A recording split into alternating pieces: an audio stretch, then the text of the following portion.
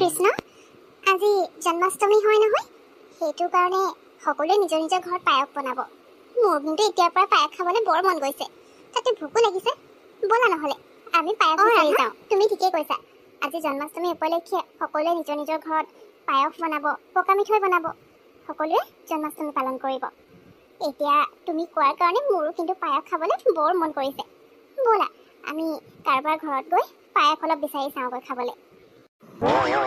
বৰমা, আমাৰ বৰ ভোক লাগিছে, সেয়ে আমাক অকণমান পায়স খাবলৈ দিয়ক। আমি বৰ আশাৰে আহিছোঁ আপোনাৰ ওচৰলৈ পায়স খাবলৈ। মই ক'লো নহয় তহঁতক ইয়াৰ পৰা যা। এই ল'ৰা ছোৱালীবোৰৰ পৰা শান্তি নাই আৰু ক'ৰ পৰা যে আহি যায়। তহঁতৰ ঘৰত পায়স বনোৱা নাই নেকি? ঘৰত খাবি যা। ইয়াত মই অলপমান পায়স বনাইছোহে জন্মাষ্টমী বুলি, তহঁতক দি দিলে আমি কি খাম? গতিকে তহঁতে ইয়াৰ পৰা যা, আমনি কৰি নাথাকিবি। এতিয়া বেলেগৰ ঘৰত বিচাৰি ল'বি যা, ইয়াত নাই। কি হ'ল মাইনাহঁত, তোমালোক ইয়ালৈ আহিলা যে ৰাতিপুৱাই ৰাতিপুৱাই? কি লাগে তোমালোকক কোৱাচোন? খুৰী, আমি ইয়াত পায়স খাবলৈ আহিছোঁ। আজি জন্মাষ্টমী হয় যে, আপোনালোক সকলোৱে জন্মাষ্টমীৰ দিনা ঘৰত পায়স নবনাই জানো? আমাৰ বৰ ভোক লাগিছে, কিন্তু আমি পায়স অকণমানো খাবলৈ পোৱা নাই আজি জন্মাষ্টমী বুলি, সেয়ে আমি ইয়াত পায়স খাবলৈ আহিছোঁ। খুৰী, আপুনি পায়স বনাইছে নহয়, তাৰে অলপ অলপ আমাক খাবলৈ দিয়ক, আমাৰ বৰ ভোক লাগিছে। কি পায়স খাবলৈ আহিছা? মই আকৌ ঘৰৰ কাৰণেহে পায়স বনাইছোঁ, জন্মাষ্টমী বুলি এনে নিয়মটো কৰিছোঁ। তোমালোকক দি দিলে আমি নিজে খাবলৈ নাথাকিব। তোমালোকে নিজৰ ঘৰলৈ যোৱা, তাত খাবা আকৌ। ইয়াত তোমালোকক মই পায়স দিব নোৱাৰিম, তোমালোকে বেয়া নাপাবা দেই। যোৱা যোৱা, এতিয়া ইয়াৰ পৰা যোৱা। মই কামো আছে সেইখিনি কৰি লওঁ, আকৌ পূজাও কৰিবলৈ আছে, গতিকে তোমালোকে এতিয়া আমনি কৰি নাথাকিবা। তোমালোক যোৱা ইয়াৰ পৰা। ঠিক আছে খুৰী, আমি তেতিয়াহ'লে ইয়াৰ পৰা যাওঁ। ৰাধা, ব'লা আমি ইয়াৰ পৰা যাওঁ। খুৰীৰ ওচৰত আমাক পায়স দিবলৈ বেছি নাই বুলি কৈছে। কৃষ্ণ, এতিয়া কি কৰিম? আমি ইমানবোৰ মানুহৰ ঘৰলৈ গ'লোঁ, কিন্তু কাৰো ঘৰতে আমাক অলপো পায়স খাবলৈ নিদিলে। মানুহবোৰ এনেকুৱাই নেকি? আমি সৰু ল'ৰা ছোৱালী হৈ ইমান আশাৰে গৈছোঁ পায়স খাম বুলি, কিন্তু তেওঁলোকে আমাক তাৰ পৰা খেদি পঠিয়াইছে। এতিয়াতো মোৰ বহুত বেছি ভোকো লাগিছে, ক'ত কি খাম বাৰু? মই একোৱে ভাবি পোৱা নাই। কৃষ্ণ, তুমি কিবা এটা কৰা আৰু সোনকালে। ৰ'বা ৰাধা, তুমি অধৈৰ্য নহ'বা, অকণমান দেৰি অপেক্ষা কৰা। আমি নিশ্চয় ক'ৰবাত নে ক'ৰবাত পায়স খাবলৈ পামেই। এটা কাম কৰোঁ, আৰু এঘৰ বাকী আছে, আমি তালৈ যাওঁ। তাত গৈ নিশ্চয় আমি অলপ হ'লেও পায়স খাবলৈ পাম। আৰু ইয়াত আমি এনেকৈ আহিছোঁ যেতিয়া অকণমানতো ভোক সহ্য কৰিবই লাগিব। ব'লা আমি যাওঁ। অঁ, তুমি ঠিকেই কৈছা কৃষ্ণ, কিন্তু কি কৰিবা, মই ভোকত একেবাৰে থাকিব পৰা নাই। তাতে সকলোৱে ঘৰে ঘৰে পায়স বনাইছে, কিন্তু আমি খাবলৈহে পোৱা নাই, সেয়ে মোৰ বেছি ভোক লাগি গৈ আছে।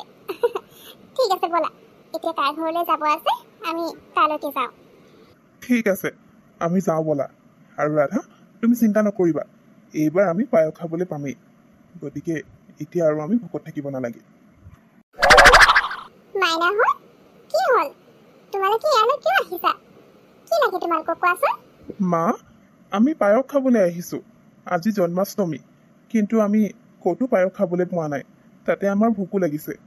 আপুনি পায়স বনাইছে যদি আমাক অলপমান খাবলৈ দিব নি? অ' হয় নেকি? ঠিক আছে, তোমালোক একেবাৰে ৰাধা কৃষ্ণৰ দৰে লগত আহিছা। তোমালোকক মই ইয়াৰ পৰা ঘূৰাই পঠিয়াব নোৱাৰোঁ। মই পায়স বনাইছোঁ, কিন্তু বেছি বনোৱা নাছিলোঁ, গতিকে আমাৰ ভাগৰ পৰাই তোমালোকক পায়স অলপ অলপ খাবলৈ দিম। তোমালোক ইয়াতে ৰ'বা, মই আহি ঠিক আছোঁ। আছে মা, আমি ইয়াতে অপেক্ষা কৰিছোঁ। আপুনি আমাৰ কাৰণে পায়স লৈ আহক। মই বাহিৰৰ পৰা চব শুনি আছিলোঁ বোৱাৰী। কি দৰকাৰ পৰিছে বেলেগৰ ল'ৰা ছোৱালীক পায়স খুৱাবলৈ? এনেই আমাৰ কাৰণেই কম পৰিছে, কোনোমতে হৈছেহে আমাৰ কেইজনীৰ ভাগত। আকৌ ইয়াৰ পৰা এতিয়া সিহঁতক দি দিলে আমি কি খাম?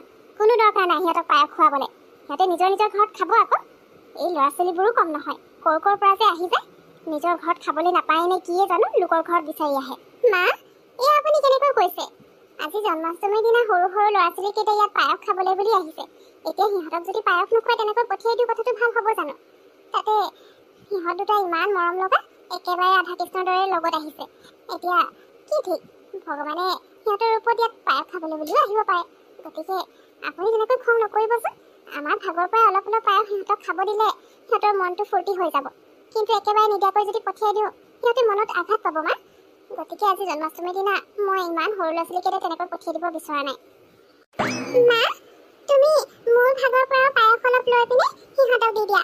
মই এনেও ইমানখিনি পায়স খাব নোৱাৰোঁ, বহুত বেছি হৈছে। ইয়াৰ পৰা অলপমান ৰূপক দেখা নাই দেই। তই নিজৰ ভাগৰ পায়সখিনি আকৌ সিহঁতক দিবলৈ কিয় ক'ব লাগে মাৰক? তোৰ মাৰেও কম নহয়। এনেই ঘৰত আমি খাবৰ কাৰণে বনোৱা হৈছে অলপ অলপ, আকৌ তাৰে ভাগটো লৈ সিহঁতক দিয়েগে। নিদিলেও হৈ যায়। মাজনী, তই কিন্তু পিছত মোৰ পৰা ভাগত পায়স নিবিচাৰিবি দেই। তহঁতৰ ভাগৰ দি দিছ দি থাক। মোৰ ভাগৰ পৰা কিন্তু মই কাকো দিবলৈ নাই, মই অকলে খাম। মাজনী, তুমি বৰ ভাল কৰিছা। মা, আপুনি সঁচাকে নিদিয়ে নি? ময়ো মোৰ ভাগৰ পৰা দিছোঁ, আমাৰ বেটীয়েও দিছে। এতিয়া আপুনি অকলে যদি ইমানবোৰ পায়স খায়, ভাল হ'বনে বাৰু? আজি জন্মাষ্টমী নোহোৱা হ'লে মই একো নকওঁ, কিন্তু আজিৰ দিনটোত এনেকুৱা কৰাটো বেয়া হ'ব মা। আপুনিও আপোনাৰ ভাগৰ অলপ দি দিয়ক। ল'ৰা ছোৱালীকেইটা আপোনাক আশীৰ্বাদ কৰিব। এই তহঁতৰ পৰা যে শান্তি নাই আৰু দেই।